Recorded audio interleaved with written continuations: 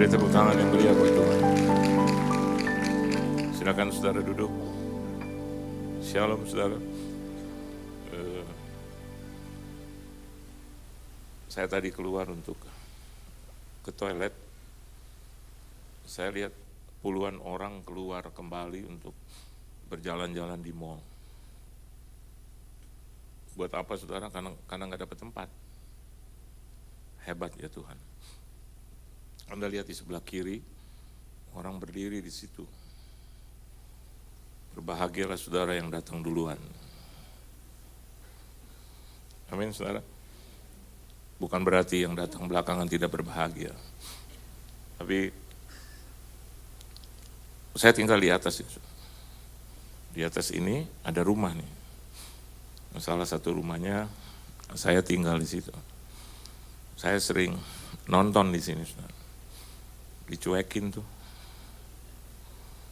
Mereka nggak lihat saya, lihat film. Tapi hari ini saya lihat semua pandangannya ke depan. Karena seolah-olah saya film. And actually, Tuhan itu dulu saya pernah cerita bahwa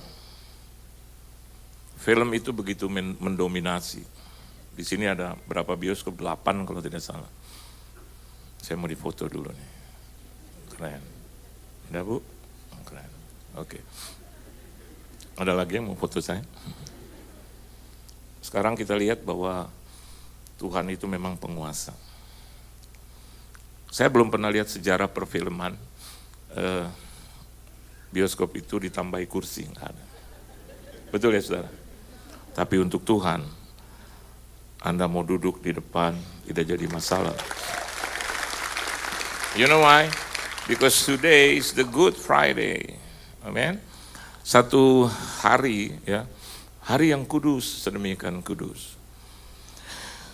Kalau Anda belajar sejarah ya, gereja-gereja mula-mula ataupun gereja-gereja mainstream sekarang, kalau Jumat Agung itu saudara, there is no music. Kenapa demikian? Jemaat diajar untuk perenungan. What have you done? Apa yang kita sudah kerjakan, saudara? Di mungkin berapa puluh tahun yang lalu, atau mungkin di sepanjang tahun ini. Coba, think first. What did you do? What have you done? Terus, seperti dalam doa saya, kita hanya mungkin 1 jam saja doa kepada Tuhan, itu rasanya lama banget. Betul nggak? Tapi kalau nonton Tom Cruise, 1,5 jam kita anggap, aduh saya dicurangi nih. Udah mahal-mahal, filmnya cuma 1,5 jam. Tapi kalau beribadah saudara, lihat jam terus. Kapan selesai, kapan selesai. Dan di rumah yang kita pikirkan banyak masalah, persoalan. Ini, itu. Kita lupa. Perenungan kita lupa. Bahwa Yesus pernah ada di dunia ini. Untuk memberikan hidup yang nyaman buat kita, saudara. Halo. Ya. Kalau sampai hari ini, maaf Pak, Bu, bukan predict yang bad. Kalau sampai hari ini Indonesia masih ditolong. Tidak ada gempa bumi yang begitu menakutkan. Pandemik, Tuhan usir keluar dari negeri kami, negeri kita. Dan dunia banyak yang sudah hands up, mengibarkan bendera putih karena they are in crisis now. Tapi Indonesia lihat saudara, ya. Mall of Indonesia saja dipenuhi oleh jiwa-jiwa seperti ini. Berarti masih ada ucapan syukur. Beri tepuk tangan yang meriah buat Tuhan. So, what is the meaning of the Good Friday? Saya akan ajak Anda untuk melihat Lukas pasal yang ke-23, ayat 44 sampai dengan ayat yang ke-46. Kita akan baca bersama-sama, saudara. Anda datang ke tempat ini karena Jumat Agung, so you know exactly about the Good Friday. Ini sekelumit dari sebagian kecil tentang Jumat Agung itu, saudara, karena maknanya begitu komprehensif, luas ya. Ayo baca sama-sama Lukas pasal yang ke-23 ayat 44 sampai dengan ayat yang ke-46. 1, 2, dan 3. Ketika itu hari sudah kira-kira jam 12, lalu kegelapan meliputi seluruh daerah itu sampai jam 3. Sebab matahari tidak bersinar dan tabir bait suci terbelah dua. Lalu Yesus berseru dengan suara nyaring, "Ya Bapa, ke dalam tangan-Mu kuserahkan nyawaku."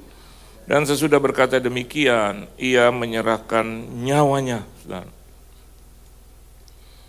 Jadi makna yang pertama dari Jumat Agung itu, according to the Bible, yaitu adanya pengampunan dari Tuhan. Amin. Ya.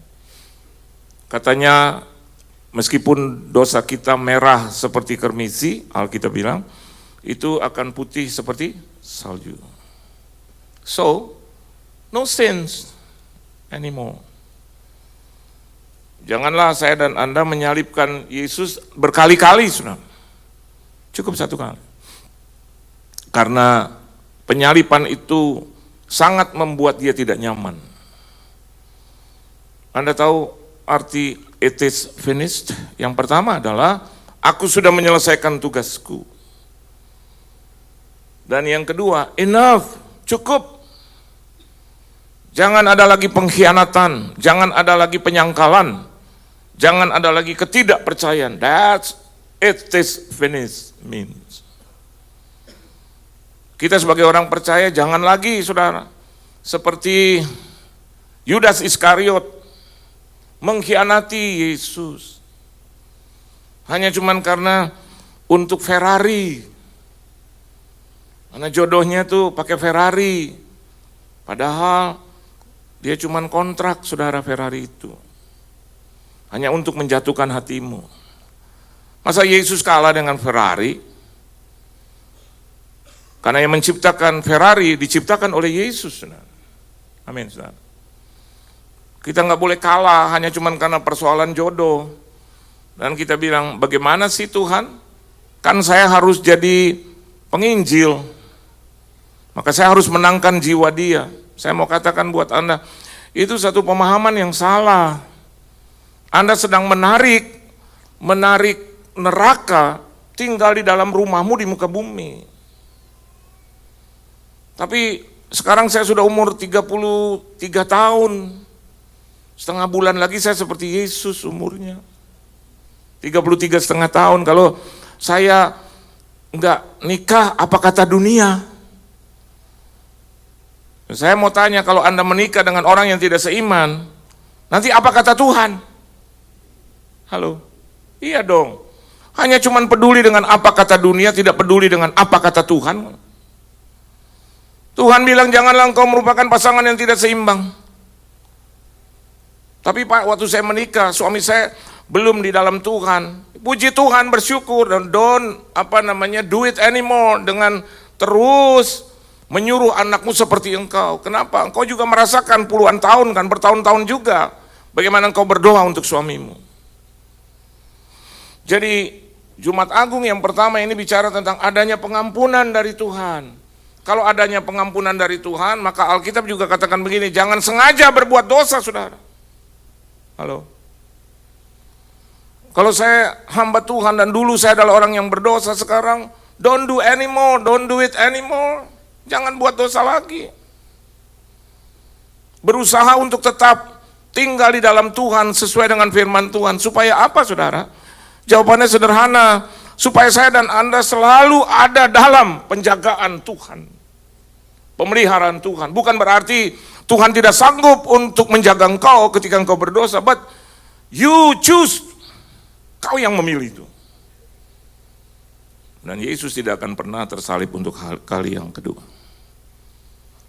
Dan Jumat Agung tadi saya katakan menjadi perenungan buat saya. Iya, dulu dipanggil Tuhan di usia dini, saya nggak mau. Karena bagi saya jadi pendeta itu adalah pekerjaan yang paling membosankan. Baca Alkitab terus.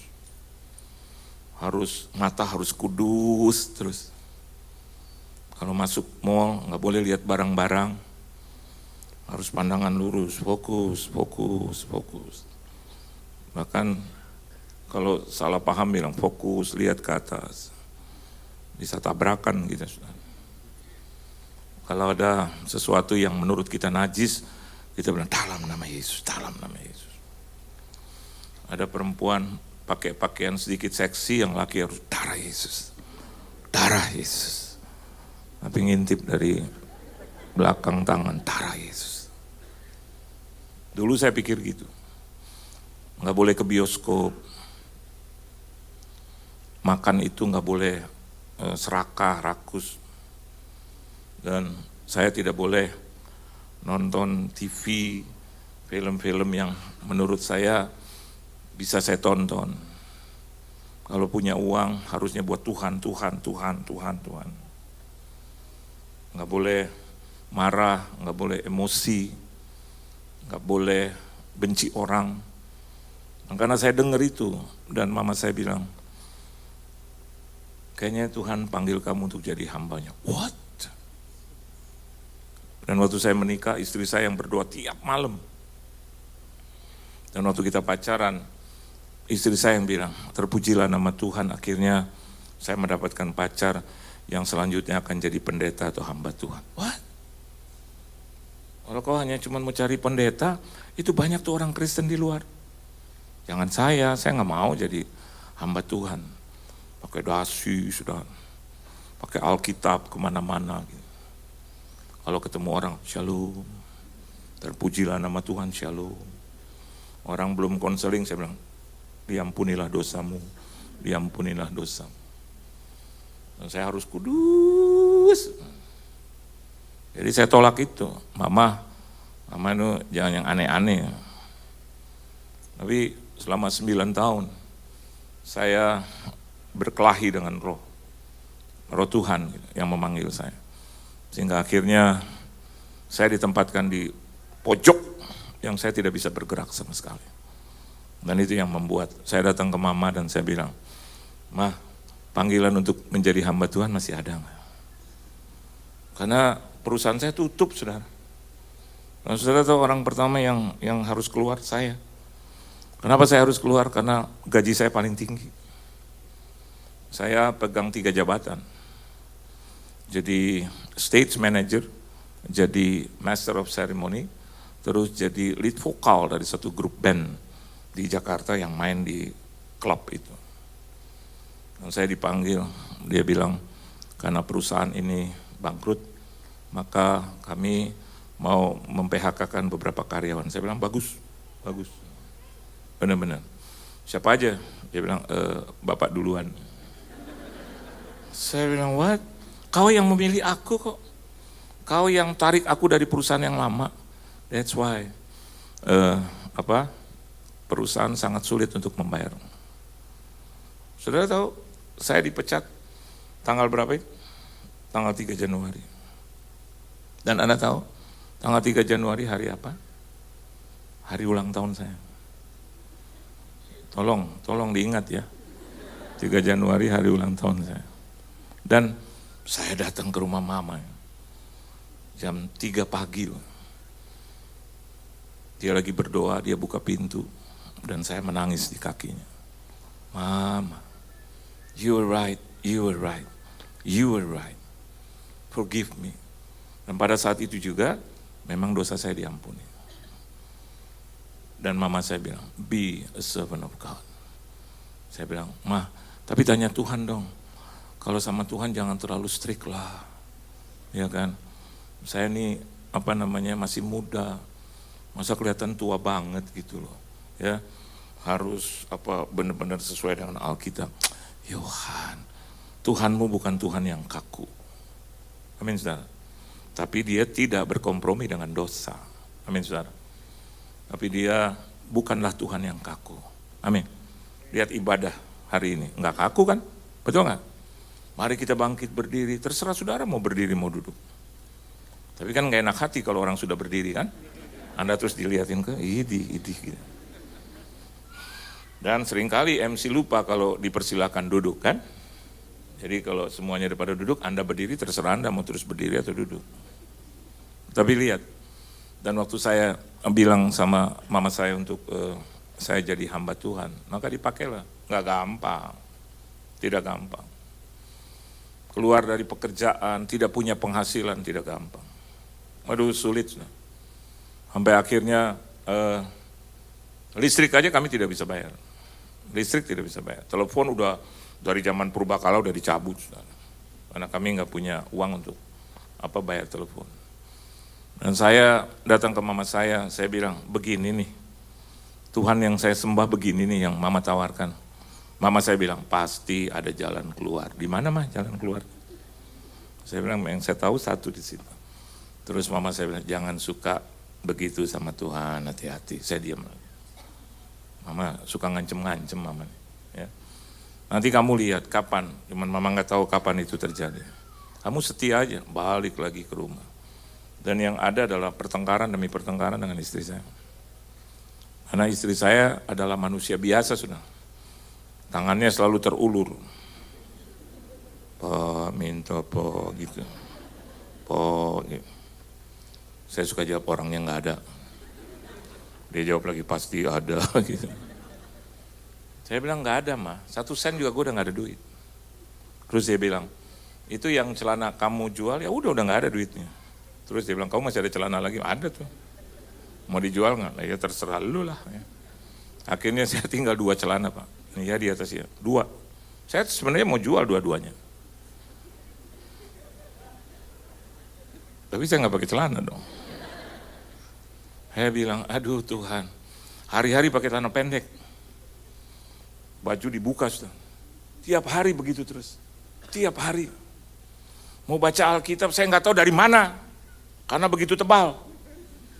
Saya mau cari ayat-ayat yang mudah. Gitu. Aku akan memberkati, saya coret mana diberkati. Sabarlah, udah sabar ini Tuhan, sampai 2 tahun.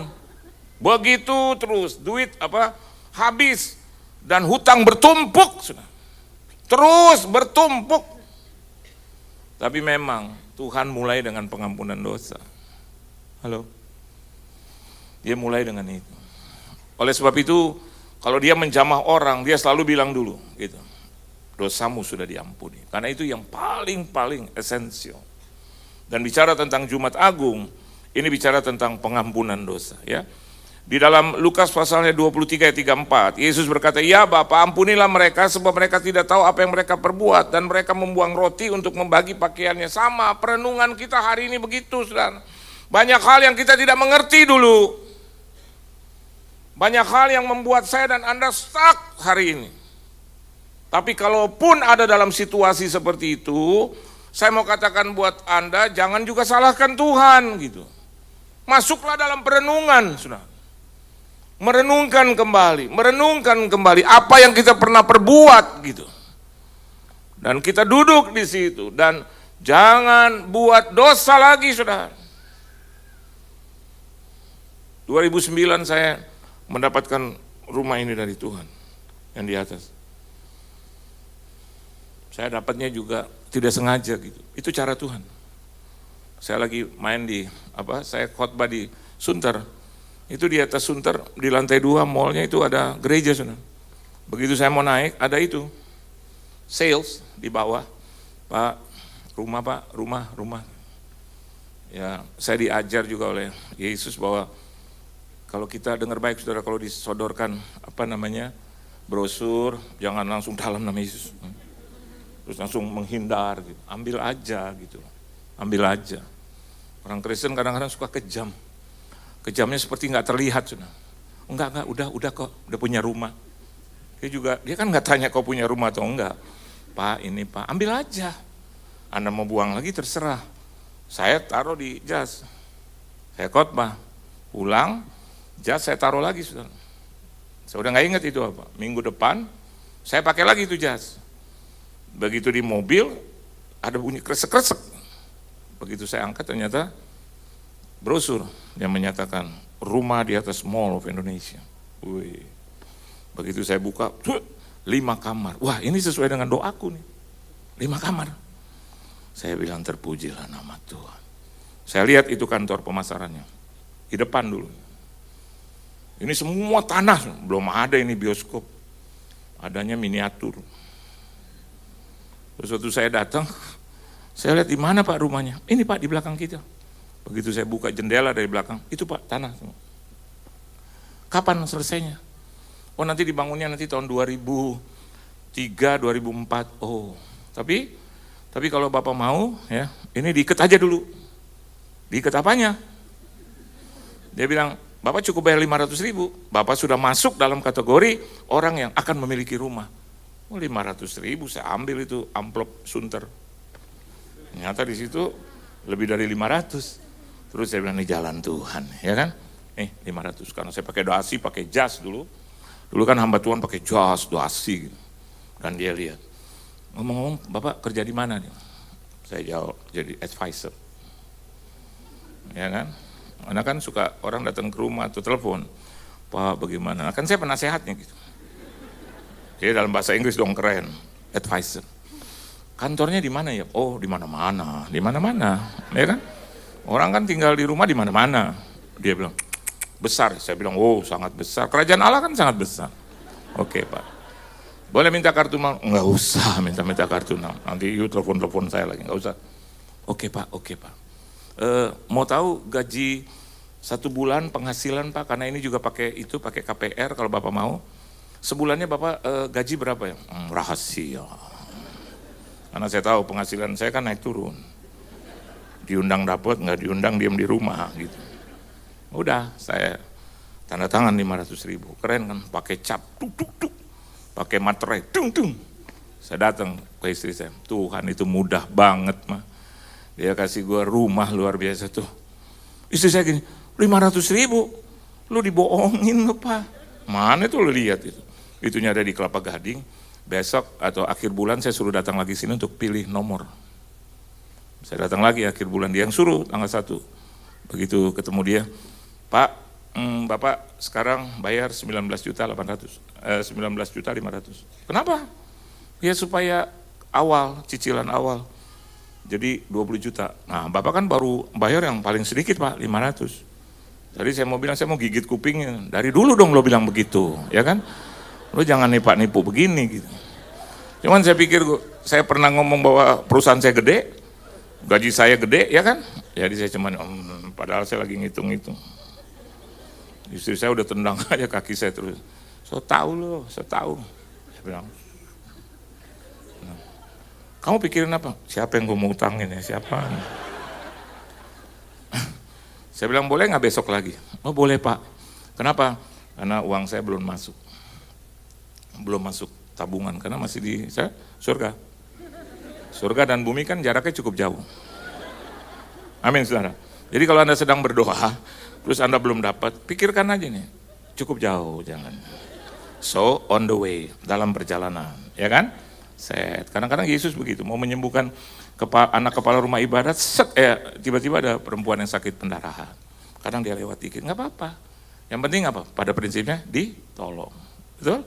Betul ya Pak? Kayaknya akan mau ditolong nih Bapaknya. Bapak lihatin saya. Tepuk tangan dulu buat Bapak ini. Udah, besok kalau saya datang ke adik kakak kan cukup banyak. Terpujilah kita kalau punya Tuhan, kalau kita punya keluarga banyak. Amin. Kita punya pasukan untuk bisa nolong.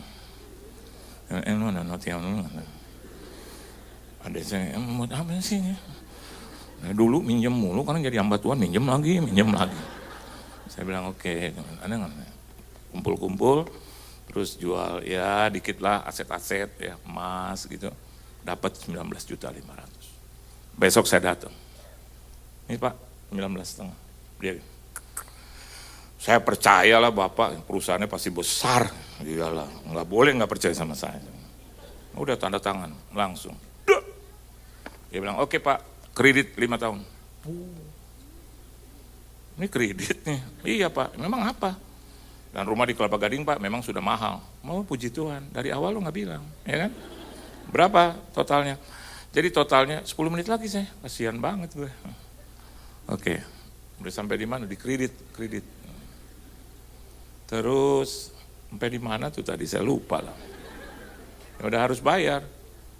Dan cicilannya Pak, tolong diingat ya Pak, Bapak mau transfer, Bapak mau langsung pakai cek boleh. Ceknya cek tunai, 33 juta Pak. Siapa yang enggak pecah pembuluh darah bos? Dengar 33 juta. Waduh. Istri saya tuh keluar, so tahu pendeta baru pendeta. Jangan yang aneh-aneh sang.